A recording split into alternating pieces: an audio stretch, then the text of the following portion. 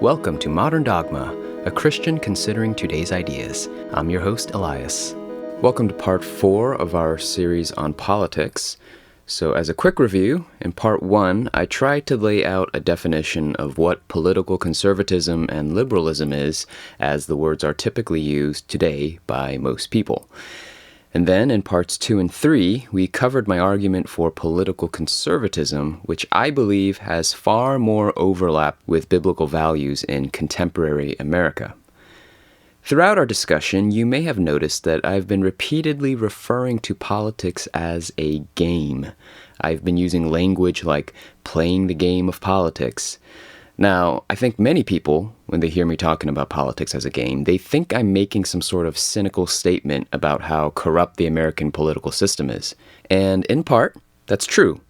I am making fun of how messed up politics is today and how a lot of the noise and grandstanding coming from our elected officials across the board is just theater. However, more than that, I find that framing politics as a game is actually a very helpful mental framework for how we should approach voting and politics as Christians. There are many aspects of politics that make it very much like playing a game of soccer or Scrabble, and I think if we pose politics in that sort of game mentality, things become a lot clearer and easier. So, we're going to get into 3 aspects of politics that make it a game. But first and foremost, we need to address, if politics is a game, how is it played? The game of politics is ultimately played by voting. Up to the point of an election, whether that's local or national, the two big teams, the conservatives and liberals, maneuver, they position themselves against each other. There is strategizing, discussion of tactics, there's argumentation and debate and interviews on TV to try to win some players over from the other side. But ultimately, the grand finals, the big tournament, is played out on the field of the voting booth. When we enter that booth and cast our ballots, we are playing the game of politics.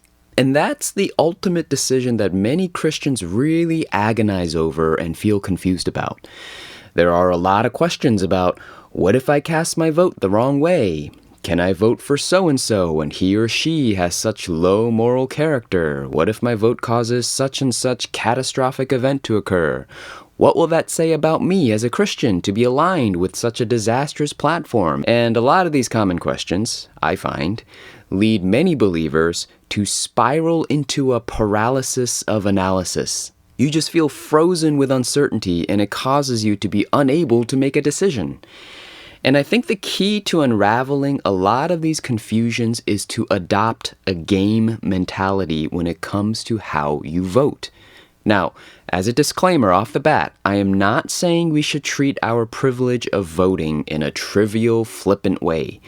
I think that will become clear as we continue.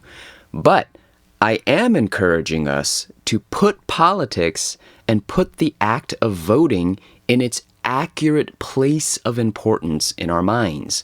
So let's get into the 3 characteristics of politics that make it game-like. First of all, politics is just like a game in the sense that when you play it, you are entering a false reality. When you play Monopoly, you are willingly suspending your disbelief and entering this fantasy reality where you are a business tycoon buying up all these expensive properties. You enter an alternate world with its own rules, but you never lose your grip of the true universe. You know this is just a temporary thing for the sake of the game. It's a trivial thing, really. You'll stay in the land of Monopoly for a while to accomplish a goal, in this case, having fun with your friends or family, and then you'll put Monopoly down and go back to real life to more important things. Well, in the same sense, recall in part 1 of our politics series, we talked about how the label of quote-unquote politics, the politics universe, isn't real. There is no such thing as a quote-unquote political issue. Anything posed as such is really, at its core, a question of morality and truth. These so-called political questions, how much financial assistance we should give to the poor, how do we define marriage, what kind of macroeconomic system we should adopt, what kind of language do we deem punishable by law, these aren't political questions. These are moral truth questions. And every human being attempts to answer questions of moral truth by bringing their worldview, whether it's an organized religion or otherwise. A Christian must bring his biblically informed Christianity to answer these questions. There's no such thing as neutral, unbiased ground. These so-called political questions are not answered in a political way. The answers are not found along a politically conservative liberal spectrum. And again, that's not to say the answer is some sort of middle centrist moderate political position. The answer is not found in politics at all. The entire political spectrum is an illusion. Questions of morality, questions of truth are answered ultimately by God's Word. Ultimate reality is seen through the lens of Christianity, not a political party. Politics is a false reality, just like the false reality of the game of Monopoly. The politics reality is fantasy. It's a game. It's a facade. Everyone is entitled, actually, everyone necessarily has to bring their worldview presuppositions to the table when trying to address politics. The atheist and the secularist is no less religiously biased than the Christian. The God that they worship just happens to be man instead of their creator. Everybody brings unproven first principles, unproven axioms that define their world. The world loves to pick on Christians for doing it, but the atheist does it just the same.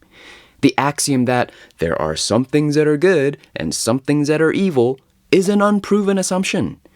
When the atheist expresses outrage because the nursing home is mistreating his elderly mother, he immediately falls back to his unproven assumption that elderly people should not be mistreated. Romans 2 tells us this is because the atheist was made in God's image and cannot escape an innate knowledge of right and wrong.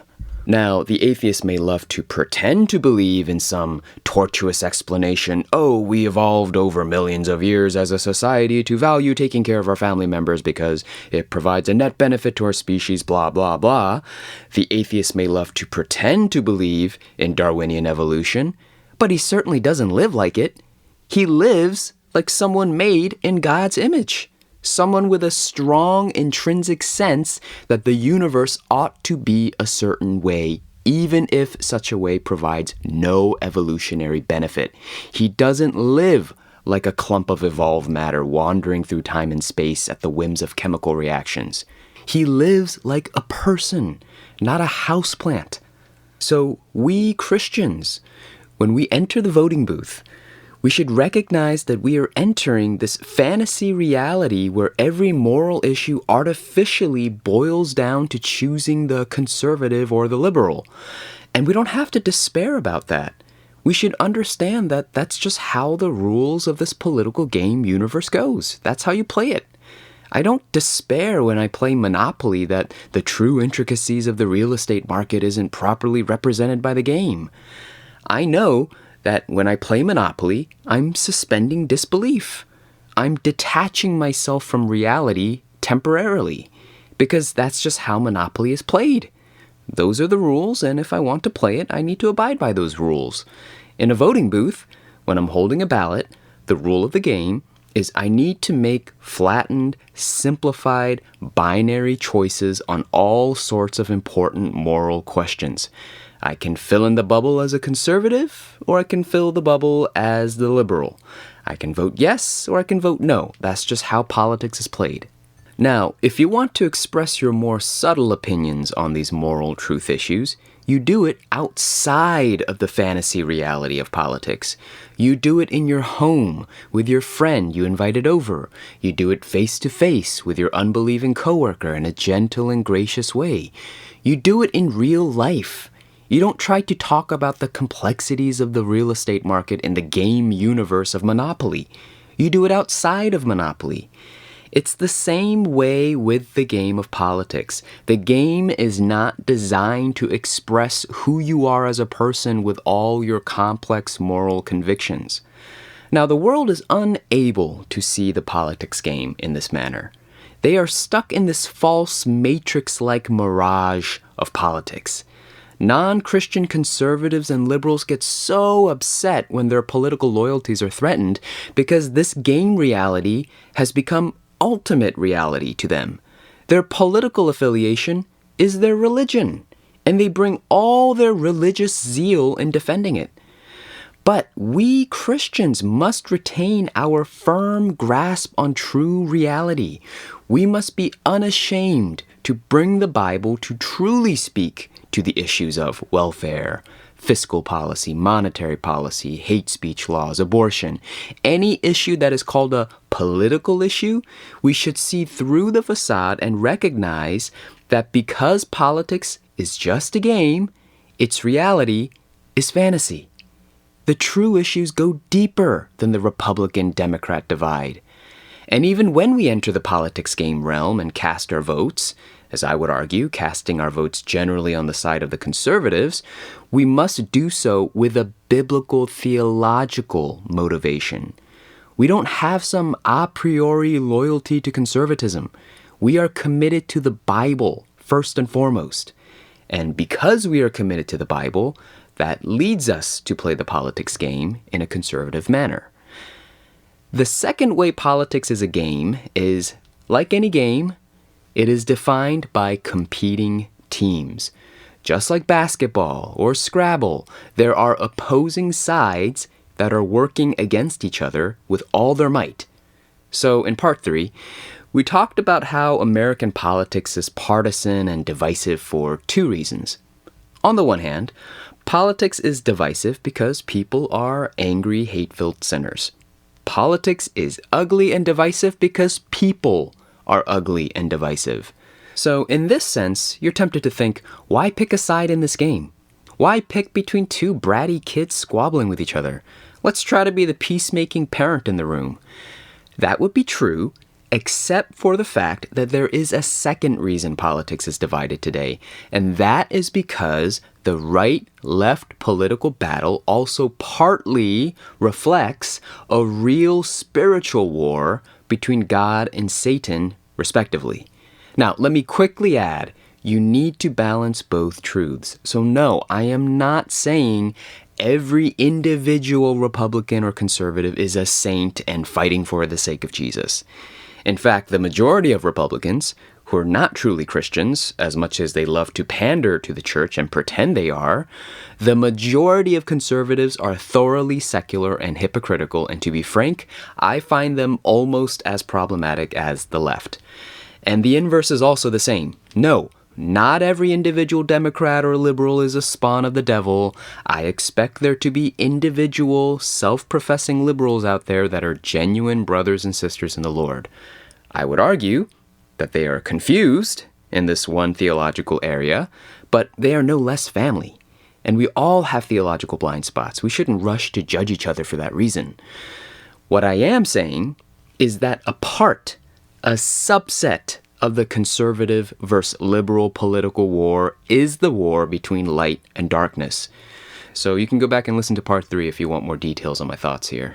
So stated another way, the second facet of politics that make it like a game is the fact that there are competing teams. I think some Christians get overly discouraged at how tribalistic and heated politics is these days. And no, it's not a good thing for politics to be divisive. It is not a good thing for America to be split down the middle like it is today. Unity should be what we strive for as a nation. Unity is a godly characteristic. It's a good thing. Jesus himself affirmed the adage, "A house divided against itself cannot stand." But the point I'm trying to make is I think some Christians can get overly discouraged or maybe even intimidated about how fierce the competition of politics is, and that discouragement causes many Christians to just mentally shut down and just not vote or engage in politics at all. And that's where I think it becomes so helpful to recognize that politics is nothing more than a competitive game. If you approach politics expecting fierce competition, just like two basketball teams duking it out in Game 7 of the finals or whatever, I think many of you will feel a lot less intimidated or discouraged. I think if you interpret all the ugliness and bitterness and barbed words between the Republicans and Democrats as nothing more than two athletes trying to make plays to best each other and win the trophy, it lowers your blood pressure, doesn't it? It's not that serious. It's just a competitive sport with opposing teams. Passionate, cutthroat competition is just the nature of politics as a competition. I expect fireworks to be continually going off in an election year. When the football is hiked by the quarterback, I expect to see some rough shoving and tackling and pushing happening between the linemen. You know, there's a concept in politics called the October surprise. It stems from the fact that elections are in November, so lo and behold, the political teams playing the game will tactically leak some huge controversial news about the opposing team in October to try to sway players to their side last minute. This is nothing more than a quarterback reading the defense and calling an audible. This is nothing more than the competitors strategizing their next move in a game of Scrabble or whatever. I think there's a certain level of naivete that some Christians bring when they see the ugliness of political competition and go, I hate politics. I'd rather just not think about it. I mean, ugly, hard pushing back against your opponents with all your might is just the nature of any sport. You don't have to be so disturbed by it. And also, you don't have to feel so icky about picking a team to play on. Politics is a team game. It's just the nature of the beast. It's definitional. You don't go to a pickup basketball game going, why do I need to pick a side? Why does it always have to be shirts versus skins? Why can't we just put up a third hoop? It's just how the game is played, dude. Basketball is two teams. And the politics game is no different. You can pretend to be transcending humanity with your third-party vote, but come on, let's be real. You're still playing on one of the two teams. You're just doing it indirectly. I'm not saying it's right or wrong. I'm just saying that's the way the game is designed. I mean, why are liberals losing their mind over Kanye West running for president? It's because they know that a vote cast for Kanye is effectively a vote taken away from Joe Biden. The game is binary. There are two teams, Republicans and Democrats. But we don't have to feel so dismayed about it. I'm not saying it's good or bad. I'm just saying that's how politics is played. I don't feel particularly upset that basketball is defined as a game between two teams. And I see politics in much the same way. And that brings us to the third and final characteristic of politics as a game. The goal of the game of politics is to win. Just like any competitive sport, just like any board game, the point of playing is to be the victor. And what is the prize for the victor of politics? Ultimately, you hope, laws that favor your interests. That's true for everybody. Whoever votes is hoping to conform the entire nation a little more to their own ideological desires. That's true for Muslims, atheists, agnostics, liberals, conservatives. Christians are no different. We are all trying to legislate our morality, our worldview, and impose it on everybody else. That is the point of voting. That is everybody's goal. We are trying to win, and therefore, we are trying to make everybody else lose. So, for Christians, however, we have the actual best interests at heart. We can say that without embarrassment because we represent God's interests. We're not selfishly fighting for our own preservation. We're not seeking legal protection for protection's sake. We're not voting out of fear. We're voting to glorify God. We're seeking to mold society into one that better reflects God's desires. So our interests include protecting the church so we can fulfill the Great Commission, go and make disciples of Jesus without the fear of being punished or suppressed. Really, our interest here is to help people not go to hell. Pretty important, right? pretty beneficial to society, is it not? Our interests also include loving our neighbors, which is accomplished by trying to maximize righteousness in society. God's standards for a society is to society's benefit.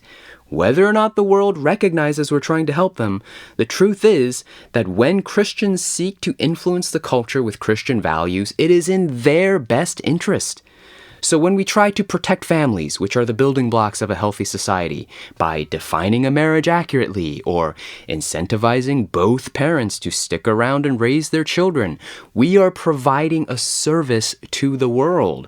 Of course, they don't recognize it as such. They call us bigots or homophobes or racists or whatever. That's on them, though, not us. The world loves to lie to us by saying, you Christians shouldn't try to legislate your morality. Again, everyone tries to legislate their morality. That is the point of the politics game. That is the prize we are all competing for by voting. Everyone brings their own definition of morality to the table and votes with the hope of winning the prize of making laws that reflect their standard of good and evil over and against everyone else's. A law pertaining to marriage is intrinsically moral. It's just a matter of whose morals are we going to use? Man's morals that shift around every 10 years? Or the unchanging objective Word of God? Easy choice there. The real point I'm trying to make here is the goal of politics is simply to win and not to make some huge moral statement about our Christian faith. I think many believers fall into this trap of thinking that they need to agonize and fast for 40 days and 40 nights over how they're going to bubble their ballots in November, thinking that before they cast their votes, the voting ballot officials are going to make you recite your Christian testimony or something beforehand, or after you vote, 2020 is going to want to do an interview with you asking, how is it that you voted for Donald Trump as a Christian? Please explain yourself to me. Look, by all means, don't be uneducated in voting. Don't just throw your vote out there without thought or research. That's irresponsible. But I wonder, to the many Christians out there that feel so much internal anguish which presidential candidate to vote for, did you agonize that way over who your last church pastoral hire would be? Because guess what? The decision of who your pastor will be is infinitely more important than who your president is. Who your president is has no direct bearing on eternity. You will not carry your ballot into heaven with you. You will absolutely carry your church's hiring decisions when you meet Jesus. Did you agonize the same way over how you're treating your spouse? How you're treating your parents? The personal sins you're struggling with? Do you think this deeply over your quiet times? How you're serving in church? How you're helping those in need? There are far more important decisions, far more, than how you will vote in a political election. However, the deception of the world is the politics game, which is just a game, has been put on this ridiculously high pedestal. Let's not play this absurd mental exercise of, well, this candidate said this one sentence this one time, and so if I cast my vote for him, that might lead to this, which will lead to this, and that will cause World War III to erupt, and then the death of billions of people will be on my head. And I actually saw a Christian friend on Facebook in 2016 stating that voting for Trump is to be complicit with starting World War III. So sadly, my analogy here isn't actually that absurd. Look, we're not God. I am very content to accept that fact. We don't know the future ramifications of our decisions. We cannot make perfect decisions. We can make sufficiently informed decisions. That's it. You can go off the information you have at the present, do a sufficient amount of research, and then you make a choice and trust God for the rest. Look, if Donald Trump wins a second term in office and he starts World War III, guess what? Donald Trump started World War III, not his voters. It's called a representative democracy, okay? We cannot, as voters, often to our frustration, directly control the direction of our nation. So I see so many Christians just utterly paralyzed from making a political decision, and it often stems from the fact that they gave into the deception that politics is this huge, important, life-defining thing. Look, everything we do must be done with the heart motive to glorify God, right? Even seemingly trivial things like eating and drinking, as 1 Corinthians chapter 10, verse 31 states. But, like eating and drinking, when you're voting, and the dominant question you're asking yourself is, what will this vote reflect about my Christian testimony? You are way exaggerating how significant voting is. Are you actively thinking at IHOP, what will my choice of how I want my eggs say about my Christian testimony? Look, you're eating eggs. You glorify God in eating eggs by thanking God for these delicious eggs, trying not to eat too many eggs and get a heart attack and become useless for ministry, and then you move on with your day. In not too dissimilar of a sense, we need to bring the act of voting and playing politics way down in our minds in importance. Yes, seek to glorify God in voting, but don't fall into the lie that you're doing something as important as attending church on Sunday. And don't think that voting and playing the politics game is some great vehicle for making some huge expression about your faith in Jesus. Again, 1 Corinthians 10:31, we must seek to glorify God even in our eating and our drinking.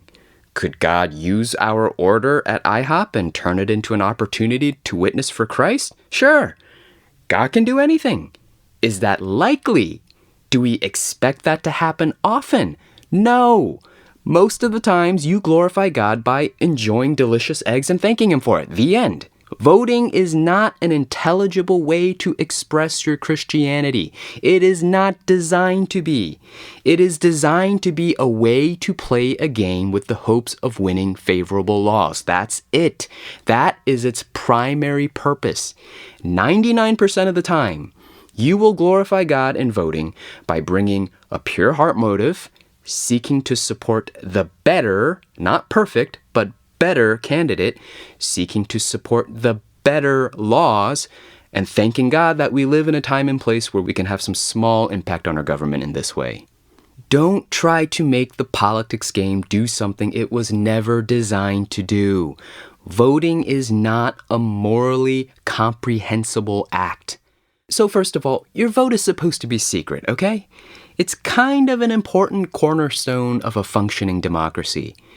I know it's become fashionable with liberal celebrities to parade around who they're going to vote for, but it's really none of anyone's business how you plan on voting. You only share that information voluntarily. Christians get so hung up thinking, if I vote for someone with such low character like Donald Trump, which is true, what will people think of me? Nobody is going to ask you. And if they did, you can politely say, it's none of your business. Or I guess a wiser route would be, let's have a nuanced conversation between two real-life human beings about my thoughts on politics, where we don't absurdly reduce each other to a cartoon based on who we voted for, and then I'm going to segue that into sharing the gospel with you. Second, a ballot literally contains no moral information in it. None. You hold two ballots in your hand that are both bubbled the exact same way. The exact same votes are cast on both, and yet there can be two wildly different heart motivations for those two ballots. There are literally an infinite number of reasons why someone may vote for Donald Trump or Joe Biden, and there is no way to know which one. We cannot judge a person simply based on how they vote. There is nothing to be gleaned about a person simply based on how they bubbled a ballot. So I cannot leap to the conclusion that my brother voting for Joe Biden wants to murder babies. You cannot leap to the conclusion that someone voting for Donald Trump is automatically a white supremacist. The voter has to provide us more information. They need to reveal to us their heart motive through words, through an explanation, through a conversation. And that is done outside the politics game between two people in real life. Politics is just a game. Voting is how you play the game. Talking to someone is actual reality where you can start to see the nuances and subtleties behind someone voting a certain way. So again, voting is for the simple purpose of winning. That's it. It's not some weighty, heroic, moral thing you are accomplishing. I love how all these liberal celebrities love taking selfies of themselves after voting. I love how they make sure they get that social media post out there preaching about the importance of voting like they're doing some amazing honorable service to their country. These people think they stormed Omaha Beach and defeated the Nazis or something with the way they talk about themselves. Now, seeing as these are largely non-believers that deny a sovereign God controlling human history, sure, I can see why they think politics and voting is so important. It's not, but I can see why they think so. There is no heaven for these people after they die. There is no God directing the nation's trajectory. Their politician makes a huge impact on the quality of their 80 or so years of short life. So yeah, politics will seem pretty important to the world. But for us believers, politics is just a game. Voting is not reflective of us as a person or as a Christian in and of itself. It's this tiny sliver of our lives.